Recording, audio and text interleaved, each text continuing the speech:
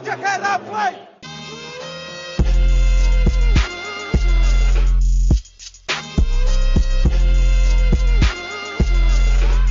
Jojo, Blaž, živijo, kako gre, kako si? Pozdravljen, kar v redu, ti? Gre. Vedno, ko si vzamem cajt za debato v basketu, sem takoj malo boljše volje, ne glede na to, kakšne volje sem pred tem. Zdaj bomo s tem introm v najno debato o začetku sezone Dallas Mavericksov precej kratka, namreč tisti daljši del debate so posnela že pred zadnjo tekmo, pa sva rekla sam, ker so si ravno kar pogledala še tole zadnjo tekmo proti Rocketsom, reči par besed o tej tekmi, ki pa pravzaprav tiste najne debate niti ne spremeni in so vse te težave, o katerih sva govorila, bile očitne tudi na tej tekmi, kljub zmagi proti bornim, betežnim, slabim Rocketsom. Tako je, preden pa na hitro obdelava to zadnjo tekmo, bi samo prosil poslušalce, če lahko všečkajo tale posnetek, kjerkoli ga poslušajo, na YouTubeu, Soundcloudu, Spotifyju in pa seveda, če še niste, da se naročite na naš kanal, kliknete tudi ti zvonček, da boste obveščeni o novih podcastih in seveda, če poslušate na katerikoli drugi platformi, da enako storite tudi tam. Hvala za vsak všeček, komentar, vse, kar pač na internetu največ šteje. Komentarji največ, to je tisto najbolj pomembno. Tako je. No, tekma z Rocketsi je bila kar zanimiva, no, predvsem za domače navijače, ki so videli prvo zmago v sezoni na domačem parketu in to je vedno nekaj posebnega. Prva domača tekma je bila to sploh. In vedno je dobro začeti, ne glede na nasprotnika, ne glede na igro, je vedno dobro otvoriti domačo sezono z zmago in Dallasu je to uspelo z odličnim Luko Dončićem. Tudi tukaj bi lahko se malo oglasil. Ne bomo zdaj zmagi gledali v zobe. Je pa resno, da to, kar so imela debato že po prvih 2 tekmah, se je pokazalo tudi tukaj in še vedno lahko z enim stavkom se skupaj povzamemo, da bo imel Kič še zelo veliko dela, da spravi te fante v contender ekipo oziroma ekipo, ki bo lahko konkurirala najboljšim. Ja, do tega contender statusa jim še veliko manjka in je res, Blaž. Kidaj njegovo trenersko ekipo in seveda tudi igralce čaka še dosti uigravanja teh novih konceptov, novih akcij, čeprav se zdi, da se počasi vedno bolj vračajo k tistim konceptom iz lanske sezone, ampak tista največja sprememba je pa seveda ta vloga, večja vloga Porzingisa, drugačna vloga, malce drugačna vloga Porzingisa, tudi o tem sva dosti govorila v tem drugem delu podcasta. Tale zadnja tekma proti Rocketsom je pa to na nek način samo še potencirala. KP je tekmo končal po 20 minutah. Ja, poškodba. Poškodba hrbta, lažja, sicer malce si je nategnil hrbet, tako da ne bi bilo nič resnega, ampak pri KP-ju nikoli ne veš. Ja, točno tako. Pa v teh 20 minutah je metal 20% iz igre in imel pri tem za centra bore malo skokov. Ponovno neučinkovita predstava, zgleda, Blaž, da večje število metov s pol razdalje, te izolacije, ki jih dobiva, večje število dotikov žoge, več KP-ja v napadu, preprosto ne prinaša željenega uspeha, pa da ne bova v tem uvodu predolga, ker sva o Porzingisu dosti bolj podrobno še govorila, bi jaz omenil sam še trojko Mavericksov na sinočni tekmi 28%, na drugi strani Rocketsi preko 40%, zato so tudi toliko časa bili blizu.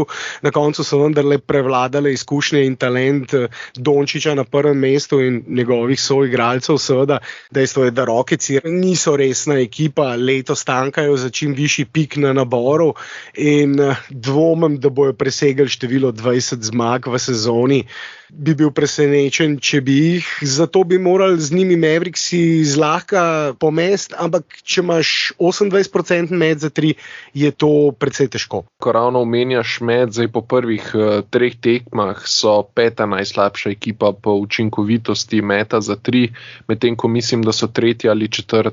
ekipa po številu metov za 3, tako da to dvoje skupaj ne gre ravno najbolje in odraz se vidi tudi na igrišču in verjetno, če bi samo dvignili procent trojke, bi tudi nasplošno nekoliko bolje izgledali, kot so izgledali na prvih 3 tekmah, ampak kot sva že dejala in potem omenjala tudi naprej, potreben bo čas in jaz mislim, da je samo vprašanje, kdaj bojo zadeve kliknile.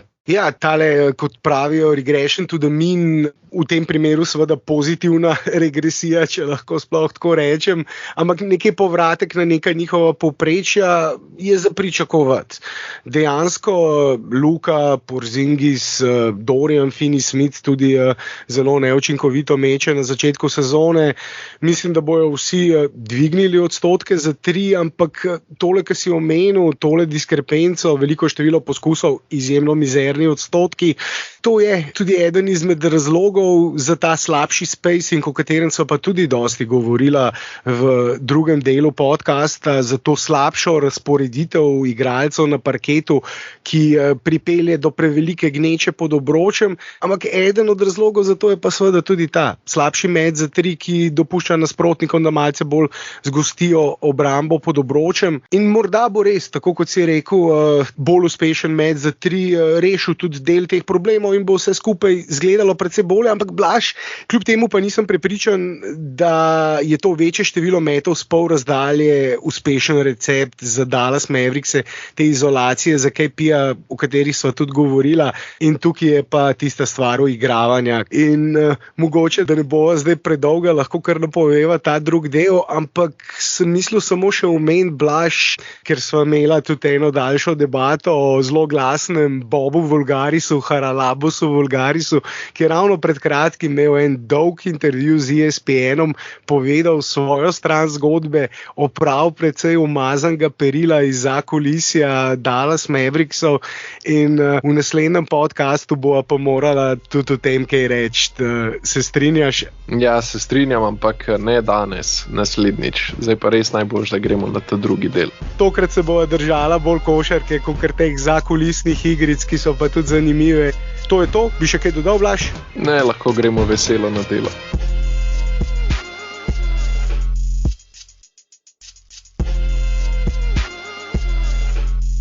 Blaž, kaj bi ti izpostavil kot tisto prvo stvar, ki se jo morava lotiti? Manjšo vlogo Luke Dončića v napadu, vsaj kar se tiče porabe žog, se je zdaj to nekoliko porazdelilo med Porzingisa in njega, in pa to, da obramba vsaj prvo tekmo ni bila na nivoju. Vsi smo pričakovali boljšo obrambo, ampak na koncu je Atlanta šibkejšo obrambo zelo lepo kaznovala. Ampak na tisti prvi tekmi je meni še bolj v oči padel konfuzen napad. Obramba je mogoče vsaj na začetku tekme v prvem polčasu še delovala, ampak se mi zdi, da jih je njihov neučinkovit napad tako demoraliziral, da je potem to v tretji in zadnji četrtini vplival tudi na njihovo obrambo, vsaj proti Hawksom. Proti Raptorsom mislim, da so odigrali bolj celovito obrambno tekmo, ampak tudi tam je napad vsaj v prvem polčasu bil milo rečeno porazen, konfuzen, spacing, razporeditev igralcev po igrišču je bila res čudna.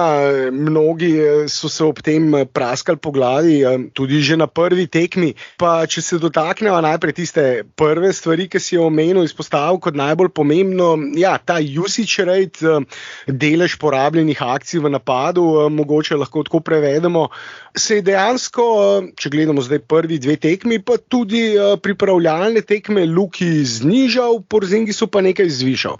Kit je govoril o tem, da bodo Luko uporabljali več v igri brez žoge in da bodo več akcij igrali na Porzingisa. Zdaj, tista najbolj učinkovita akcija, ki jo Porzingis lahko odigra, je zame pick and roll z Luko Dončićem ali pa pick and pop. To potrjuje tudi številke, ko govorimo o učinkovitosti posameznih akcij, tudi to lahko pogledamo.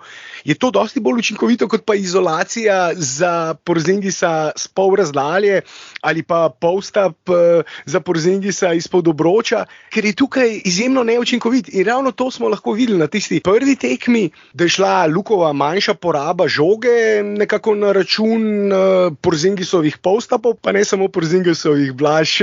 Tudi Dorian Finney-Smith je, mislim, da 4 ali 5 post-upov dobil na prvi tekmi proti Atlanta Hawksom. WTF, WTF. Ok. To mi je bolj bilo jasno, WTF, jaz nisem tega še slišal v Sloveniji, VTF pa že velikrat. V angleščini sem povedal. Vse je nekako sedaj podrejeno temu, da nekako probajo zadovoljiti apetitom Porzingisa. To je dejstvo, o tem se je govorilo v bistvu že odkar je nastopila ta nova garnitura v Dallasu. Zdaj, koliko bojo uspešni pri tem po 2 tekmah, ne moramo soditi. Zdaj, če bi sodili res samo na podlagi 2 tekem, je uspešnost, bom rekel, nekako polovična, bolj ne kot ampak sezona je še dolga in tudi nekih pretiranih reakcij zdaj še ne moramo sejiti tukaj, oziroma bi bilo neumno, tako da bo treba počakati, če vsaj recimo nekje 10 tekem, tam mogoče še kakšno več, da bo tam odigranih nekje 15 tekem, takrat ponavadi se tudi napadi že uigrajo, obrambe se uigrajo in takrat že nekako lahko vlečemo neke bolj take relevantne zaključke, ampak od začetka pa zdaj dejansko zadeva izgleda dokaj slabo, predvsem izgleda precej raztrgano, kar je zanimivo, bom rekel, Kokoškov je v tej garnituri trenerski odgovoren za postavljanje napadalnih akcij, ampak zadeve so pa dejansko izgledale tako, kot da celotno stvar fura še vedno Heat. Namreč te konfuzne zadeve, ki smo jih lahko videli na prvih 2 tekmah, so bile za njega značilne že v Milwaukeeju. Po teh 2 tekmah sem šel gledat na Reddit, največji košarkarski forum, in ko so se pritoževali navijači Dallasa nad temi zadevami, so navijači Bucksov pisali odspodaj, to je pač Heat, tako da če ste pričakovali karkoli drugega, naj vas razočaram, točno tako je izgledal v Milwaukeeju. In zdaj, a se bojo zadeve spremenile tekom sezone? Jaz verjamem, da neke prilagoditve sigurno bojo, mislim, nobeden ne tolče z glavo skozi zid, če zadeve ne delujejo, ampak zaenkrat v tem trenutku še vedno zgleda, da je v bistvu Carlisle lani postavil še najboljši sistem, da lahko iz take ekipe, kot je v tem trenutku Dallas, potegne maksimum, in to je, da daš žogo Luki v roke in mu pustiš, da pač naredi nekaj. To sem se želel samo navezati, ker si rekel, če se bo kaj spremenilo. Neke spremembe smo videli že v drugem polčasu tekme proti Torontu, ko so naredili tisto občutno razliko. In kaj je bila tista sprememba? Preprosto, Luko so dali v ta high screen action, visoke bloke postavljali, obkrožen je bil s 3 strelci in pa enim centrom, ki se je odvajal proti obroču, torej rollman in 3 strelci, 3 šuterji. Recept za učinkovit napad, ki ga vodi Luka, je preprost. Carlisle ga je pa, tako kot se je rekel, že lansko sezono pogruntal in tukaj ne gre tople vode izumljati, ki pa zgledajo. Pravijo, zadovoljen Porzingis, bo dober Porzingis. Dvignejo ceno mogoče, Blaž? Ne, to mislim, da ne. Predvsem mislim, da nočejo, da bi se spet začele pojavljati kakšne govorice o slabi kemiji in podobno. Jaz mislim, da je predvsem to tukaj. Ampak, jaz bom čisto rekel, smo se tudi že pogovarjali o tem v prejšnjih podcastih. Porzingis v pravi vlogi je zelo soliden igralec v tej rotaciji, v Dallasu. Je lahko zelo uporaben, lahko je dober igralec, ampak ali je to tudi za njegovo plačo dovolj dobro za to ekipo? Jaz mislim, da ni. In preden bo se kdo spustil v mene, da zdaj spet se spravlja na Porzingisa, pa ga milo rečeno kurcava. Ne, pač tukaj se sploh ne gre za kurcanje Porzingisa, gre se tukaj, da zdaj spet pridemo do dejstva, da je ta ekipa enostavno neke vrste talec te njegove visoke pogodbe. Ker ti, ko imaš nekega superzvezdnika, kar po pogodbi Porzingis je, ga ne moreš marginalizirati, tako kot je recimo to naredil Carlisle.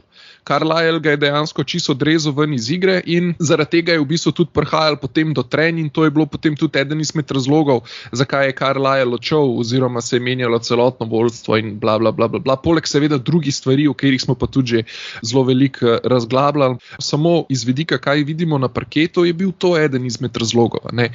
In zdaj, da boš ti napad prilagajal zaradi tega, da boš zadovoljil svojega papirnatega superzvezdnika, tukaj pa pridemo dejansko do tega problema, ko mislim, da je to ena izmed stvari, ki jo bo Heat moral rešiti tekom sezone. Celotno trenersko vodstvo bo pač enostavno nekako moralo najti vlogo za Porzingisa, ki bo po eni strani Porzingisu ustrezala in po drugi strani, da bo ustrezala ekipi, ter po tretji strani, da bo tudi morda iz Porzingisa izvlekla še kaj več, da bo res mogoče tisti super zvezdnik, ampak to pa je izjemno težka naloga. To sta te prve dve tekme, čeprav nočem pretiravati, tako kot sem rekel že na začetku, nočem pa zdaj narediti overreactiona tukaj, ampak te dve prve tekme sta v bistvu pokazale res, kako zelo trd oreh je v bistvu ta enačba. Ta vloga, v kateri lahko Porzingis je učinkovit in obenem tudi zadovoljen, je igra na položaju številka 5. Vsaj pred tisto poškodbo v prvem play-offu proti Clippersom smo lahko videli tisto najboljšo verzijo Porzingisa. Spacer in rollman, ki agresivno napada obroč, dobro varuje obroč na drugi strani parketa. Zdaj pa Porzingis igra že spet na položaju 4, začenjajo skupaj s Pavlom. Jaz a priori nisem tej postavitvi Kida nasprotoval, ker smo pred poškodbo Pavla v tisti prvi sezoni lahko videli, da sta lahko skupaj učinkovito igrala in je Dallas imel izjemno učinkovit napad, ampak tam je bila Porzingisova vloga, predvsem vloga floor spacerja, tistega, ki je širil prostor iz trojke za pick and roll Luke s Pavlom ali pa Lukove prodore v določenih situacijah. In v teh prodorih je seveda Luka vedno nase navlekel dovolj obrambnih igralcev, da so zunani dobivali ogromno odprtih metov. Recept za igro z Luko je res preprost. Ko sem govoril o izumljanju tople vode, Blaž je res, ja. Kid želi zdaj zadovoljiti Porzingisa, ampak to počne na način, s katerim Porzingis ne bo blestel. Namreč več izolacije zanj, več metov s pol razdalje, več post-upov za Porzingisa ne pomeni tudi bolj učinkovite igre Porzingisa. Tako ni igral, ko je v Bablu imel poprečje, mislim, da 30 točk skoraj pa 10 skokov. In je res igral kot tista druga superzvezdniška opcija v ekipi. Ampak takrat je igral drugače. Carlisle je imel svoje napake, ima svoje napake, seveda ni idealen trener, ampak tisto, kar je pa treba povedati, je pa, da je on natančno vedel, kaj ima z Luko in kaj ima s Porzingisom in kaj ima s temi igralci in kako postaviti najboljši možen optimalen napad s tako ekipo. Ko sem jaz videl, da bo Kid začenjal tekme z Pavlom in Porzingisom, torej Porzingisom na 4, Pavlom na 5, sem vendarle mislil, da bodo igrali podobno, kot je igral takrat Porzingis. Ampak so šli v ekstrem v drugo smer. Mislim, pretiravajo s temi post-upi, pretiravajo s temi meti iz pol razdalje in s tem se je povsem pokvaril spacing oziroma razporeditev igralcev na parketu. In na zadnjih 2 tekmah smo lahko, še posebej prva tekma proti Hawksu in prvi polčas proti Torontu, smo lahko videli cel kup komičnih situacij, ko so bili recimo vsi igralci na eni strani napadalne polovice, na tako imenovani močni strani, kjer je žoga, ob tem so bili pa še 3 igralci povsem blizu rakete, ali pa cel kup situacij, ko recimo istočasno Luka igra pick and roll z Pavlom, obenem pa Porzingis se postavlja nekje na dunker spot pod obroč, da ne vem kaj, s sabo pripelje dodatnega obrambnega igralca in naredi gnečo pod obročem. Ogromno te gneče smo videli, ki je prej pod Carlisleom ni bilo. Spacingom oziroma prostorom, ki ga imajo igralci na razpolago zaradi ugodne razporeditve, ni bilo nikoli problemov pod Carlisleom. Tako da ne vem, ali bodo zdaj še naprej vztrajali za to kombinacijo Powell-Porzingis v prvi peterki, ali pa bodo Porzingisa prestavili na 5, ker se zdi, da se vendarle to sezono malce bolje giba v obrambi in je morda, za razliko od lanske sezone, ko je bil res katastrofalen v obrambi in je bil to največji problem Dallasa, da je on igral na centru v obrambi, morda je čas, da zopet probajo s to kombinacijo, ker je Powell namreč še slabši v obrambi. Čeprav, Blaž, bi samo še enkrat to poudaril, da vendarle obramba ni tako velik problem kot napad na začetku sezone in to je tisto, kar je pravzaprav frustrirajoče, ker napad v Dallasu nikoli pravzaprav ni bil problem. Problem je bil samo to, da jim manjka še en playmaker, da jim manjka še en vrhunski zunanji igralec, ki lahko organizira napad, ko Luko agresivno podvajajo. Ampak napad s to ekipo, kot jo imajo zdaj, je pa bil optimalen. Mislim, ne nazadnje so imeli 2 sezoni nazaj najboljši napad lige, lani pa enega od najboljših napadov lige. Tako da to vse pove. Celo zgodovinsko dober napad so imeli 2 sezoni nazaj, najbolj učinkovitega v zgodovini lige, potem so pa lansko sezono 3 ekipe podrle ta rekord, vendar je bil Dallas še vedno top 5. Ravno to, no, ampak ko sem jaz rekel, da pač obramba ni na nivoju, mislim, obramba ni elitna, to sem hotel bolj povedati. Ne, omenilo se je zelo veliko podarka na obrambi, ampak obramba še vedno ni na elitnem nivoju, čeprav je boljša kot lansko sezono. Se pa strinjam s tabo okoli Porzingisa, da bi verjetno morali provati z njim na petki položaja centra. Tako je igral v Bablu, tako kot si ti povedal, in vsi pa si želimo, da bi videli tistega Bubble Porzingisa. V drugem polčasu tekme proti Torontu smo lahko videli določene spremembe, smo lahko videli, da je Kit rekel, ok, pa probimo nekaj, kar je Carlisle že pogruntil, in je bila igra Luke bolj uspešna in s tem seveda tudi ekipe bolj uspešna. V tisti tretji četrtini so tudi naredili odločilno razliko in potem v zadnji četrtini, zanimivo, ko Porzingis ne igral in so igrali z bolj nizko postavo, so naredili tisto odločilno razliko in odločili tekmo tam 2-3 minute do konca, in je šele potem, ko je bila tekma že praktično, oziroma bila odločena, se vrnil Porzingis v igro, pa so potem Raptorsi spet malo zapretili, ampak ne bi se zdaj preveč na Porzingisa obešal, ti si že rekel, da ne bo preveč negativna in ga preveč pljuvala, ampak čist malo še je bil edini, recimo, starter sinoči, ki je na koncu v plus minus statistični kategoriji bil v minusu. Torej v njegovih minutah je ekipa zgubljala tekmo, s tem, da dolgo časa igra, seveda veliko igra z Luko. Se vidi, da je pač tista razlika, pozitivna razlika nastala, ko on ni bil v igri, ker je bil ta minus seveda še precej višji v prvem polčasu. Zdaj, ne smeva pozabiti tudi Gorana Dragića, da Dallas je igral proti Torontu, kjer igra ta sekundarni ball handler, playmaker, za katerega mi že dolgo časa ponavljamo, da bi ga Dallas pravzaprav potreboval. V Torontu ga pa zgleda Blaž ne rabijo, po tem, kar smo do zdaj videli. To je pa dejansko zelo zanimivo. Toronto je Gorana pripeljal predvsem zaradi svojih veteranskih izkušenj in vidimo, da je to vlogo dobro sprejel. Ne nazadnje tudi igralci na klopi ga poslušajo, ko jim daje nasvete, kdaj se tudi zdere na koga, in pač ga vsi res kot šolarčki poslušajo, sedijo in mu noben ne upa ugovarjati, ampak vloga v ekipi je pa zelo, zelo nedefinirana, kar je pa nekoliko čudno. Prva tekma je še nekako bila to, kar smo pričakovali, da bo, ampak potem po tisti tekmi je Masai Ujiri rekel, mi gremo v rebuild, oziroma mi bomo promovirali mlajše igralce, in tako je Goran obsedel na klopi, začel prihajati s klopi, ampak tudi tam je njegova vloga zelo smešna, bom rekel. Ne organizira napadov tako, kot bi se pričakovalo, da bo njegova vloga, vse je zelo raztrgano, vsak prenaša žogo tako, kot njemu paše, vse izgleda tako, kot da Nurse pušča proste roke vsem igralcem na parketu, ko je Goran gor, in potem gleda, kaj lahko iz njih dobi, in bo potem že prilagajal rotacije, ko bo videl, kaj lahko kdo stori.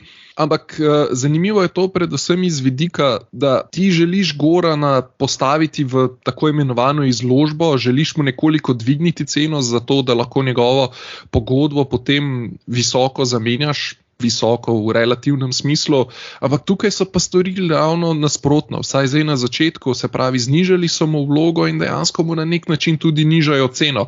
Jaz samo upam, da to ne pomeni, da bo Goran vrgel stran še eno sezono svoje kariere, namreč zaradi takšnih in drugačnih razlogov jih je stran vrgel v bistvu preveč. Edino resno tako njegovo sezono, lahko rečemo, je bila tista, ko se je na koncu končala z poškodbo v finalu v Bablu, vse je bilo pa vedno samo neko matranje, ki si ga Goran ni zaslužil. Ja, zdaj, resna sezona si govoril, Goran je imel veliko momentov, velikih trenutkov, oziroma nekaj priložnosti, v katerih je dokazal, da je igralec za največje trenutke. Že drugo leto v ligi, tisti njegov preboj, tistih njegovih 23 točk v zadnji četrtini proti Spursom v polfinalu zahodne konference za odločilno razliko v seriji, in potem seveda je igral tudi v finalu zahoda proti Lakersom. Potem tista njegova 13-14 sezona, All-NBA sezona, ko če bi igral v kakšni res dobri ekipi, v taki formi, bi verjetno tudi v finalu dajal po 20 pik, tako kot v Bablu, ki si ga omenil, Blaž, in tista verjetno njegova celo najboljša sezona, in to nas je seveda navdalo z optimizmom, da lahko, če bo Miami zadržal enako ekipo, ki je niso v celoti ponovili ta uspeh, potem COVID sezona, seveda tudi to je vplivalo, ampak ja, se strinjam s tisto tvojo poanto, da ni imel veliko sreče v karieri. No? Mislim, da se tukaj strinjava oba. Celo enkrat se spomnim mene izjave par let nazaj, še prednje je postal trener Brooklyn Netsov, Steva Nasha, njegovega mentorja v Sunsih, ko je dejal za Gorana, če bi igral v kakšnem boljšem klubu, bil v svoji karieri v boljši situaciji, je dejal, bi bil dosti večkrat All-Star, verjetno tudi All-NBA. In mislim, da tukaj ni nobenega dvoma, se je imel več All-Star sezon, več morda celo All-NBA sezon, recimo tista nora sezona Miamija, se spomniš, ko so najprej izgubili v prvem delu sezone 31 tekem in jih zmagali 10, v drugem delu sezone pa zmagali 31 tekem in jih izgubili 10, potem ko so se končno sestavili in bili zdravi, imeli veliko težav s poškodbami. Prej. Goran je bil pa tisti glavni igralec te ekipe in igral tudi izjemno. Mislim, takrat bi bil All-Star, če ne bi seveda Miami v prvem delu sezone toliko izgubljal in bil v slabi situaciji po tisti bolezni Boscha. Mislim, že to, ko govorimo o tej nesreči, ki jo je Goran imel v karieri, na isti dan, ko je bil traden v Miami, je Chris Bosh dobil diagnozo krvnih strdkov in moral končati sezono. Isti dan, nekaj ur kasneje, potem, ko je Miami izvedel ta trade, ki ga mogoče tudi ne bi. Oni so takrat želeli s to novo veliko trojico, Goran, Wade, takrat še dober Wade, in Chris Bosh, ki je bil tudi 30, 31 takrat star, torej še vedno na vrhuncu kariere, poskušali se zoperstaviti LeBronovim Cavaliersom, potem, ko se je LeBron seveda preselil v finalu vzhodne konference. In jaz še vedno mislim, da če bi bila tista ekipa skupaj, celotna, bi potem naslednjo sezono, ko so prišli v polfinale vzhodne konference, brez Chrisa Boscha, ki je potem zaključil kariero po vnovični diagnozi krvnih strdkov, mislim, da bi s Chrisom Boschem prišli v finale in igrali proti LeBronovim Cavaliersom za uvrstitev v veliki finale. Pa ni dvakrat za reči, da jim mogoče celo ne bi ratali, ker vemo, da tiste ekipe Cavaliersov so tudi imele precej težav, čeprav je bil LeBron v play-offu potem vedno prava pošast. Stare zgodbe, ampak tista nit, ki se vleče čez vse te zgodbe, je, da bi Goran lahko imel več sreče v karieri in da dejansko, če tako pogledaš, mislim, že celotne peripetije v Sunsih, pa bomo verjetno kmalu Blaž tudi kakšen podcast v Sunsih posneli, ker se zdaj pripravlja neka škandalozna zgodba o lastniku, o katerem so pa tudi midva že dosti govorila v naših podcastih, o tem zelo glasnem Sarverju in zgodbicah iz Sunsov, ki so bile tudi grozne. In ja, Goran je najboljša leta v bistvu dal neki franšizi, ne bom rekel v razsulu, ampak komično nesposobni franšizi v mnogih pogledih. Potem pa Miamiju v rebuildu, ker potem, ko je seveda Chris Bosh dobil tisto diagnozo, so šli v nek rebuild in 2-3 leta niso bili konkurenčni. In potem pride Jimmy Butler, Goran pokaže, da je še vedno tisti zmaj, tisti igralec, ki dela lahko razliko na tistih največjih tekmah, na tistih najbolj pomembnih trenutkih, in potem poškodba na prvi tekmi finala, potem lanska COVID sezona, ko je še vedno rehabilitiral tisto poškodbo, in potem zdaj ta trade za Laurija, za katerega še vedno jaz ne vidim smisla. In mislim, da bo ta sezona to pokazala. Oba sta isto stara, oba sta imela v zadnjih letih težave s poškodbami, pa mislim, da razlika med njima, in to sem midva že dosti govorila, ni tako velika, oziroma sploh ni, oziroma Lauri v vlogi, v kateri je bil Goran v Bablu, ko je igral v finalu, ne bi mogel biti tako uspešen. Mislim pa, da je to tudi idealna vloga za playmakerja poleg Bama in Butlerja. Bomo videli, no, ne bova zdaj govorila o letošnjem Miamiju, ampak imeli so zelo uspešno prvo tekmo proti Milwaukeeju, potem izgubili proti Indiani, bomo tudi o njih kaj še govorili, ampak zdajle, kar je tisto najbolj pomembno, je to, da mislim, da se oba strinjava in mislim, da vsi slovenski navijači zraven upamo tudi, da ne bo Goran izgubil te sezone v Torontu. Kaj bo pa Masai Ujiri naredil? Ti si omenil tisto njegovo izjavo o tem, da morajo dati s mladimi igralcem več priložnosti. Ja, takoj po tisti izjavi je Goran tekmo namesto v prvi peterki začel s klopi in igral 12 minut, samo 12 minut. Vidi se, da nimajo neke izdelane vloge zanj. Ti si pa omenil vlogo, v kateri si ga pa nedvomno želijo videti, je pa ta mentorska vloga. Jaz sem tweetnil ta posnetek time-outa Toronta med tekmo, ko je Goran počel točno to, kar si rekel. Ja. Razlagal igralcem vehementno z gestami, jih je pošolal in povedal, da ne morejo igrati tako, kot igrajo, če seveda želijo zmagati. Domnevam, da je bilo nekaj.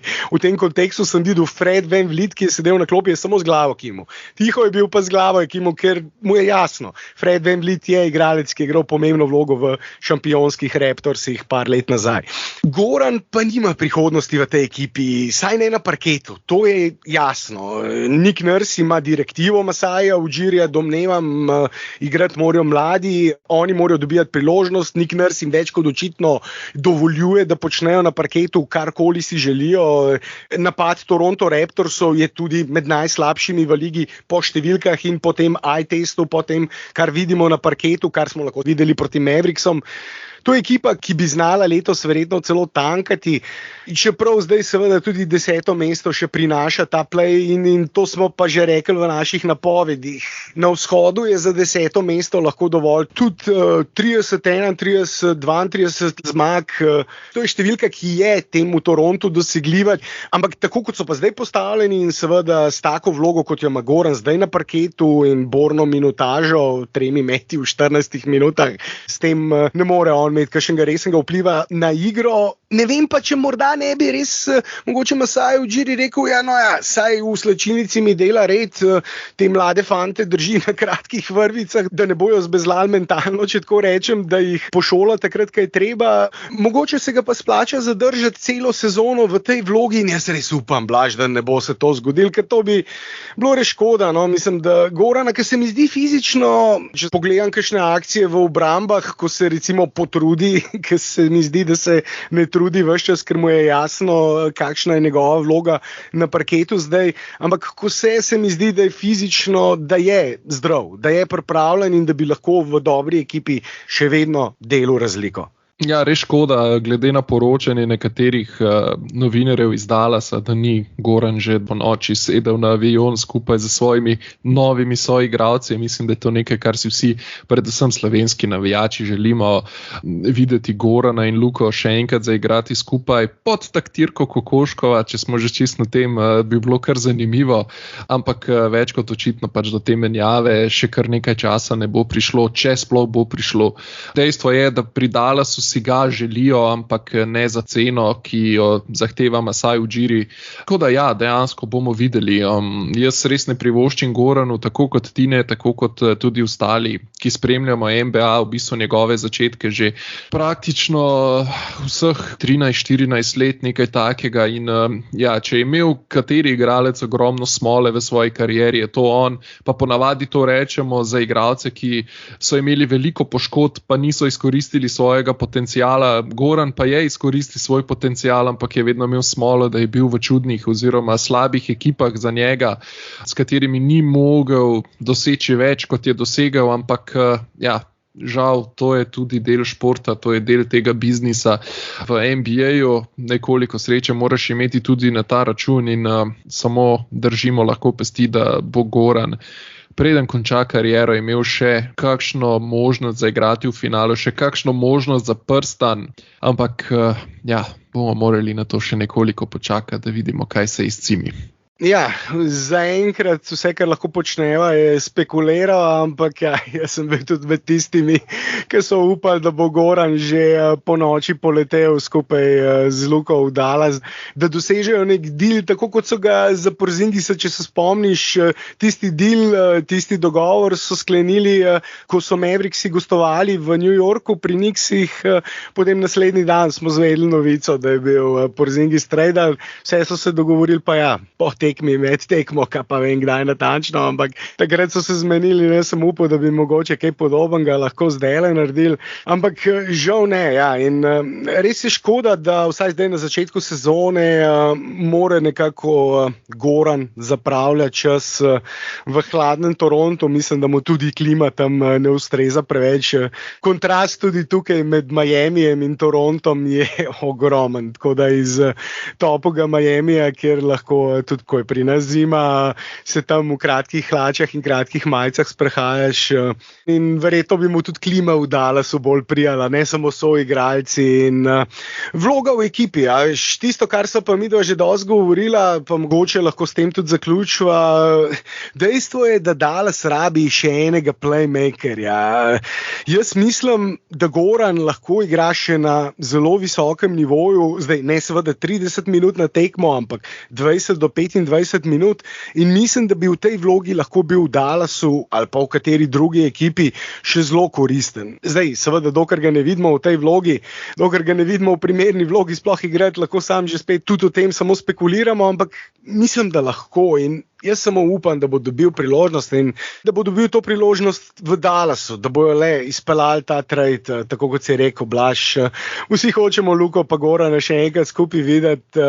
One last hurra, da mogoče ponovite ali pa se vsaj približate uspehu iz reprezentance skupaj. To bi bil en tak pravličen zaključek kariere, vsaj za Gorana, ki, ja, tako kot smo pa zdaj podebatirala, vendarle ni bila tako zelo pravlična, kot si eni mislijo. Goran se je res mogel za vse, kar je dobil, izboriti. Mislim, mogel se najprej izboriti iz tistega nizga second round pika, najprej do redkih minut na vsaki 5. tekmi, potem do malo redne minutaže, potem do vodje na klopi Sunsov in tako naprej, malo po malo v Houstonu, potem starting vloga nazaj spet v Sunsih, pa ja, cela saga, da ne bomo se spet ponavljali, ampak res je vse, kar je dobil, pošteno izboril, pa bi lahko dobil še dosti več. Tudi recimo pogodbo v Miamiju po tistem tradu, ko je pustil na mizi denar, zato da so lahko pripeljali še Wadea za 1 leto nazaj. Konec koncev, da ne bomo jamrali, Goran je multimilionar, ki igra košarko v NBA ligi, živi sanji mnogih v mnogočem, ampak ja, no, če damo vse skupaj v ta kontekst NBA kariere, res se zdi, da z malce sreče, mogoče kakšnim odhodom v kakšen drug klub na določeni točki kariere, pa bi bil še precej bolj cenjen, ali pa ne bolj cenjen, ker mislim, da ga igralci, trenerji, poznavalci NBA lige cenijo dovolj, vejo, kdo je Goran Dragić.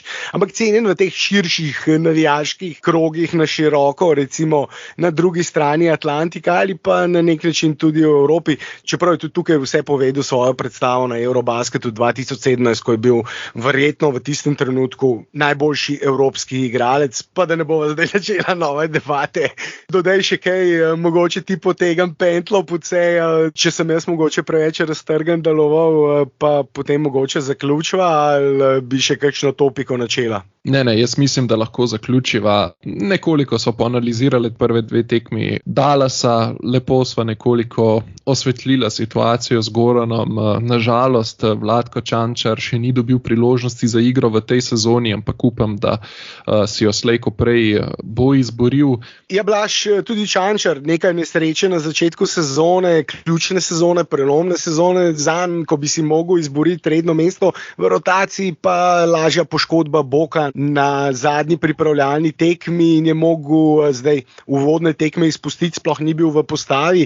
Upajmo, da to ne bo še dodatno, še toliko bolj otežilo njegovega boja za preboj v rotacijo, ampak bomo o tem tudi v kakšnem od prihodnjih podcastov rekli, ampak ja, tudi za njega zdaj v bistvu ne Luka, ne Goran, ne Vlatko ne morejo biti najbolj zadovoljni z začetki svojih sezon v NBA ligi, nažalost. Tudi za nas navijače, seveda. Ja, ampak sreči ima NBA Liga 82 tekem rednega dela in potem še končnico, tako da priložnosti bo še dovolj, časa je še dovolj in sezona bo zanimiva. Ne nazadnje, dramo smo videli tudi že v nekaterih favoritih za naslov in samo upamo lahko, da nas bo še vedno zabavala še naprej. Hvala, Matej, za tale pogovor.